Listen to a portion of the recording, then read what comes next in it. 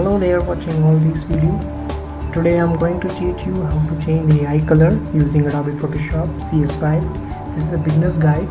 You can change the color of the pupil and you can change the color like eyeshadow and eyeliner. So I'm going to make a new layer here.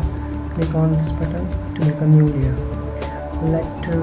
Now select the brush tool and change the size of the brush tool to around 40 and opacity to 100%. Now change the color you want to put. Click OK. Now start coloring the pupil of the eye. Color it very carefully. Resize it for the brush for the smaller regions. Using bracket keys you can resize the brush size. Now it is not looking pretty natural, so make it natural. So to make it little more natural, we go to layers, change the normal to overlay, and here we go.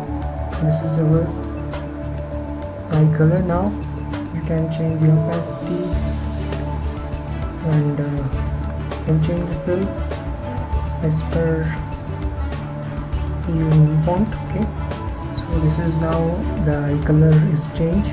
So now we are going to change the eyeliner. So grab another brush tool again and change the color to as your wish. I take a little violet. Click OK. Make a little bigger size. I forget to make a new layer. Select a new layer and then start painting over this like this. Fill it with the color, the brush. Then click change normal to overlay. You can now opacity to 80%. Now you go to filter, blur, Gaussian blur, and change the pixel to 25%. That's looking better. Click OK, and here is I changed color change. Select file, save as. I edited and change to JPG desktop. Save. Maximum you can choose 10. That's pretty good. Okay. Now here you can see change to yes.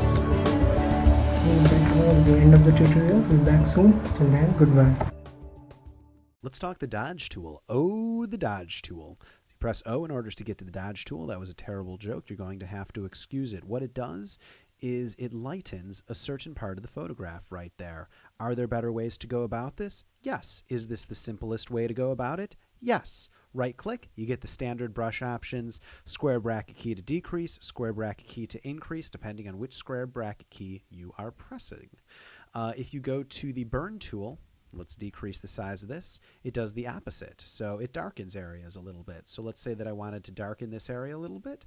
I absolutely could. Now there's one option to be aware of with both the burn tool and the dodge tool, and that's that you can affect midtones, shadows, or highlights. So you can actually affect what you are affecting. So if I was only affecting shadows with the burn tool right here, it would make the shadows lighter. Excuse me, make the shadows darker. But if I went over the highlights, it wouldn't do anything at all. It wouldn't make that darker. If I set it to the highlights, it would make the highlights darker, but it wouldn't do anything to the shadows.